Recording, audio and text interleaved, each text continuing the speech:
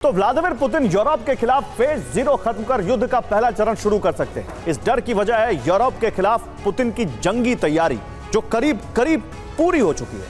रूस ने पूर्वी यूरोप से लेकर पश्चिमी यूरोप तक हाइब्रिड वॉर शुरू कर दी है। एक तरफ एस्टोनिया के पास रूसी सैनिक नजर आए हैं तो फ्रांस में रूसी पनडुब्बी गश्त कर रही है। और ऐसे में सवाल है कि क्या पुतिन ने यूरोप दहन का ब्लूप्रिंट ऑन कर दिया है? क्या नेटो रूस युद्ध करीब है? इस रिपोर्ट में देखिए।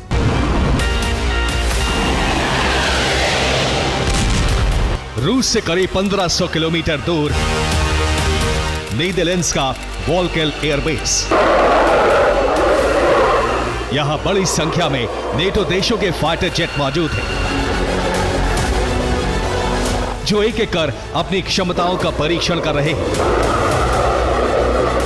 वो क्षमता जो किसी भी देश में न्यूक्लियर तबाही ला सकती है।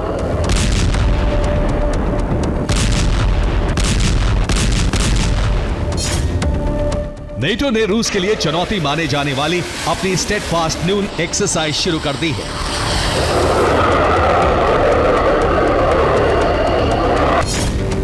इस एक्सरसाइज में कुल 14 नेटो देशों के 70 एयरक्राफ्ट हिस्सा ले रहे हैं। इसमें F-35, F-18 tornado fighter jet और ग्रिपेन शामिल हैं। इस एक्सरसाइज का उद्देश्य परमाणु खतरे से निपटना है, साथ ही दुश्मन को अपनी परमाणु ताकत का प्रदर्शन करना है।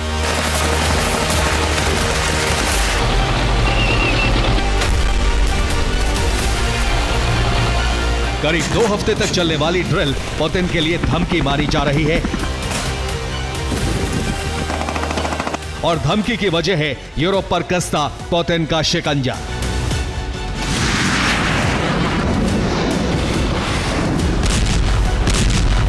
नेटो को बीते 2 सालों से रूस के हमले का डर सता रहा है, जो बीते 2 महीने से बेहद ज्यादा बढ़ चुका है।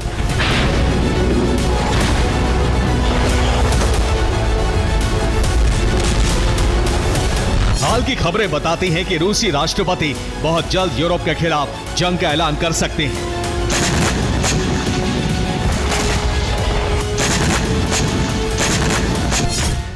ISW की रिपोर्ट में दावा किया गया है कि रूस अपने सबसे आधुनिक T-90 टैंकों का उत्पादन बढ़ा रहा है।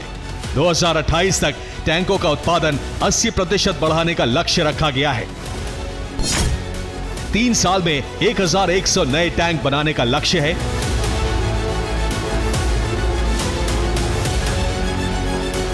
दरअसल हाल ही में आई ISW की रिपोर्ट में दावा किया गया था कि पुतिन नेटो के खिलाफ फेज 0 शुरू कर चुके हैं, जिसमें जंग शुरू करने से पहले तैयारियां की जाती हैं।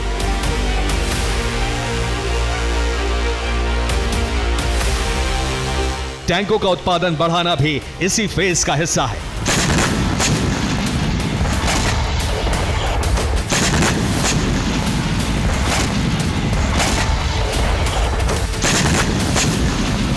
पुतिन एक तरफ अपने आधुनिक टैंकों का बेड़ा बढ़ाने के मिशन पर हैं, वहीं दूसरी तरफ एस्टोनिया बॉर्डर पर हलचल बेहद ज्यादा बढ़ चुकी है, जिसकी वजह 7 से 8 अज्ञात सैनिकों का दिखना है। यह एस्टोनिया बॉर्डर के 7 से बूट इलाके का वीडियो है, जिसमें करीब 7 से 8 जवान दिखाई दे रहे हैं। इन जवानों की वर्दी पर कोई चिन्ह नजर नहीं आता, जिससे इनकी पहचान करना मुश्किल है।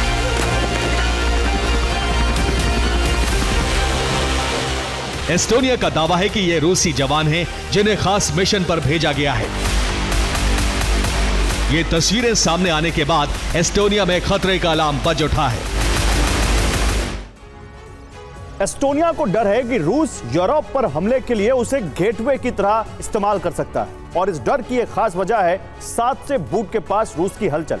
7 से बूट रूस और एस्टोनिया बॉर्डर का एक खास हिस्सा है। यह जूते के आकार का रूसी इलाका है जो एस्टोनिया के 7 से इलाके के पास मौजूद है और यही वजह है कि इसे 7 से बूट कहा जाता है। रूस के इस इलाके से करीब 1 किलोमीटर लंबी सड़क जाती है जो एस्टोनिया के 2 हिस्सों को जोड़ती है। दावा है कि इसी सड़क के पास करीब 7 से 8 सैनिक देखे गए जिनकी वर्दी पर कोई लोगो या पहचान चिन्ह नहीं था। शक है कि ये रूसी सैनिक हो सकते हैं, जिसे रूस की हाइब्रिड रणनीति का हिस्सा माना जा रहा है। दरअसल इस रणनीति के तहत रूस अपने ऐसी ही अज्ञात सैनिकों के जरिए लंबे वक्त तक दुश्मन के बॉर्डर की रेकी करता है। ऐसे सैनिक पकड़े या देखे जाने पर रूस उन्हें पहचानने से इनकार कर देता है। 2014 में क्रीमिया पर हमले से पहले भी ऐसे ही सैनिक क्रीमिया बॉर्डर के पास नजर आए थे, जिसके बाद रूस ने क्रीमिया पर हमला कर दिया था।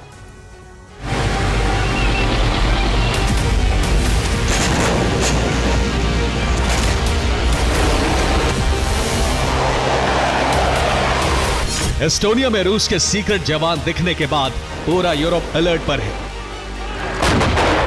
इधर यूक्रेनी राष्ट्रपति वोलोदिमीर ज़ेलेंस्की ने भी अपने संदेश में रूसी खतरे को लेकर आगाह किया है। डर है कि पुतिन एस्टोनिया पर हमले के साथ अपने यूरोप अभियान की शुरुआत कर सकते हैं। दरअसल एस्टोनिया को नेटो के सबसे कमजोर पार्टनर के तौर पर देखा जाता है। यही वजह है कि एस्टोनिया की सुरक्षा के लिए नेटो ने यहां जबरदस्त सैन्य तैनाती की हुई है। एस्टोनिया में नेटो के 2000 से 3000 सैनिक हर वक्त तैनात रहते हैं, जिसमें अमेरिका, ब्रिटेन, फ्रांस, इटली और स्पेन के जवान शामिल हैं। वक्त वक्त पर अलग अलग देशों के फाइटर जेट्स की तैनाती भी यहां की जाती है।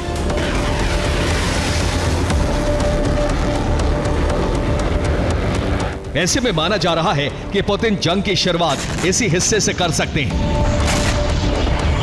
हालांकि एस्टोनिया पर हमले की वजह सिर्फ इतनी ही नहीं होने वाली। इसका सबसे बड़ा और अहम कारण क्या है, यह भी आपको बताते हैं। दरअसल एस्टोनिया फिनलैंड की खाड़ी के दक्षिण में मौजूद है, जबकि इसके उत्तर में फिनलैंड है। रूस का एक हिस्सा भी इस खाड़ी से सटा हुआ है। ये खाड़ी रूस के लिए बेहद अहम है, क्योंकि ये रूस को बाल्टिक सागर से जोड़ती है। यहाँ प्रिमोर्स और उस्ट-लुगा पोर्ट मौजूद हैं, जिनके जरिए रूस दूसरे देशों को तेल निर्यात करता है। रूस यहाँ से अपने कुल तेल निर्यात का करीब 35 से 45% ट्रांसफर करता है। पुतिन को डर है कि अगर जंग हुई तो एस्टोनिया और फिनलैंड इस खाड़ी को ब्लैक कर देंगे। ऐसे में पुतिन एस्टोनिया पर हमला कर इस खाड़ी को अपने कंट्रोल में लेना चाहते हैं।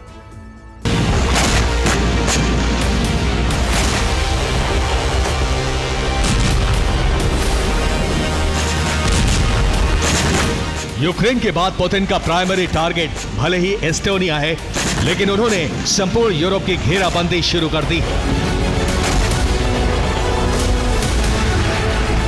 फिर वो भले ही यूरोप के पश्चिमी छोर पर मौजूद फ्रांस से क्यों ना हो।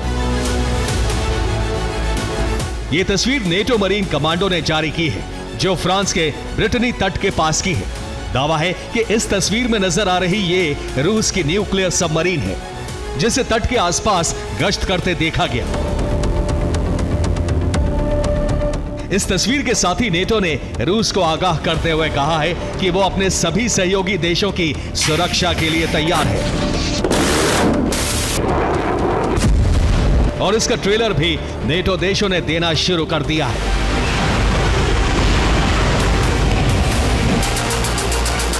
ब्रिटेन एयरफोर्स के जासूसी विमान P-8 पोसाइडन और RC-135 एयरक्राफ्ट ने रूस बॉर्डर से सटे इलाकों की पेट्रोलिंग की। इन एयरक्राफ्ट्स ने ब्रिटेन से उड़ान भरी, जिसके बाद ये नॉर्वे और स्वीडन से होते हुए रूस से सटे Finland, Estonia, Latvia, Lithuania, Poland, Slovakia और रोमानिया से होते हुए ब्लैक सी तक पहुंचे, जिसके बाद ये हंगरी, जर्मनी और नीदरलैंड से होते हुए ब्रिटेन वापस पहुंचे। इन्होंने करीब 16,000 किलोमीटर का सफर तय किया। नेटो डिफेंस सेक्रेटरी ने इसे नेटो की एकता का शक्तिशाली संदेश करार दिया है।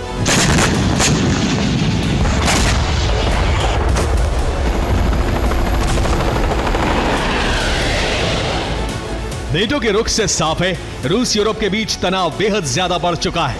डर है पुतिन कभी भी यूरोप के खिलाफ जंग छेड़ सकती है, और नेटो ने भी इसके खिलाफ तैयारियां शुरू कर दी हैं।